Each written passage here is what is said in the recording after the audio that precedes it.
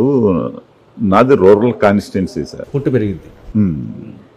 నేను ఇవాళ ఇల్లు కాదు కదా సార్, ఇల్లు కట్టలేదు సార్, అది రెనోవేషన్ చేసుకున్నాను.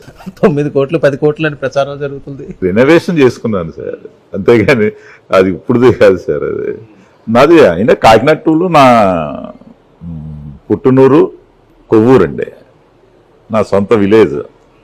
నా ఆస్తులన్నీ అక్కడే ఉన్నాయి. అక్కడ అమ్మిన ఆస్తులు ఎన్నో చూస్తే తెలిసిపోతుంది. బయట ఎన్నో రకాలుగా మాట్లాడుకుంటున్నారు రాజకీయంగా, ఏదో బురద వేస్తానే ఉంటారు, ఆ బురదను మనం తుడుచుకోమంటారు. ఇక్కడ ఎన్నోసార్లు ఎంతో మంది ప్రెస్ మీట్లు పెట్టి ఎంత బురద వేయడానికి చూసేవారు. ఇవన్నీ కామన్ సార్ రాజకీయాల్లో, ఆ బురదను. సార్, పవన్ కళ్యాణ్ గారిని అతి దారుణంగా అతి నీచంగా తిడుతున్నప్పుడు మీకేమనిపించింది? మీరు వైఎస్ఆర్సీపీలో ఉన్నప్పటికీ కూడా. నేను వీటికి ఎప్పుడు ఫస్ట్ నుంచి వ్యతిరేకం. అంటే రాజకీయం ఆ కోణంలో ఉండకూడదనేది నా ఆలోచన. దానికి నేను కొన్ని పరిస్థితుల్లో అసెంబ్లీలో కూడా నేను చెప్పేవాడిని, ఇది మంచిది కాదు, ఈ సంస్కృతి కాకుండా వేరే లైన్లో వెళ్తే బాగుంటుందేమో అని.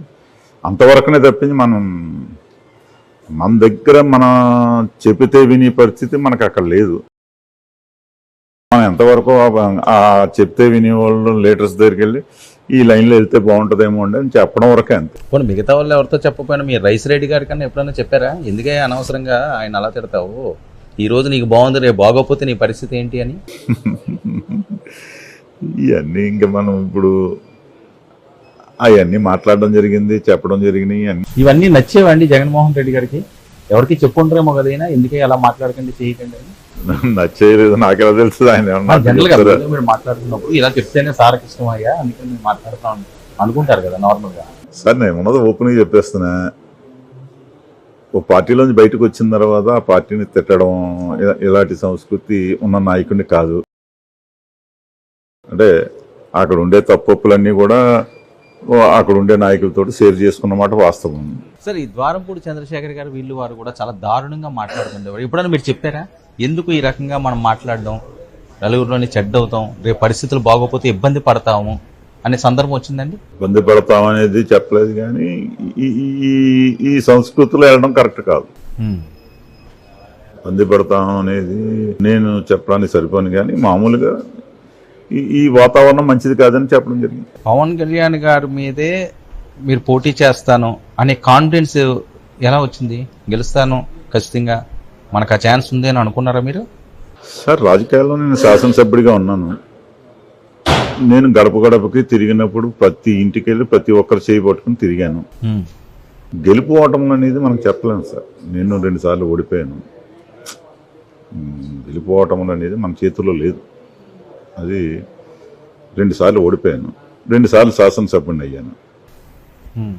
ఇప్పుడు నాకు టికెట్ ఇస్తే ఎవరైనా సరే నేను చెయ్యాలి. పార్టీ నేను శాసనసభ్యుడిగా ఉన్నాను కాబట్టి చెయ్యాలి. అది గెలిపోవటంలో మనం చెప్పలేం కదా సార్. ఇప్పుడు పార్లమెంట్. కానీ మీరు సిద్ధం అయ్యారా ఒకవేళ పవన్ కళ్యాణ్ గారితో పోటీ కన్నా?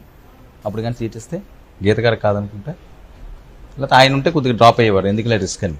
అది డ్రాప్ అవడం అంటే సార్, పార్టీలో ఉండి నేను మళ్ళీ నెక్స్ట్ పోటీ ఇంక పార్టీ చేయమంటే చెయ్యాలి కదా సార్.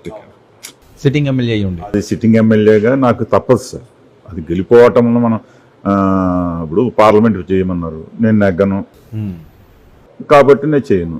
ఇంకా కొన్ని ఎకరాలు అమ్ముకోవాలి, నన్ను వదిలేయండి. ఖర్చు పెట్టి నేను ఎవరికి వెళ్ళలేను. సార్, ఇది నిజమా? ఇది బాగా ప్రచారం జరిగింది సార్, చూడండి నిజమేనా? అది పవన్ పై పోటీకి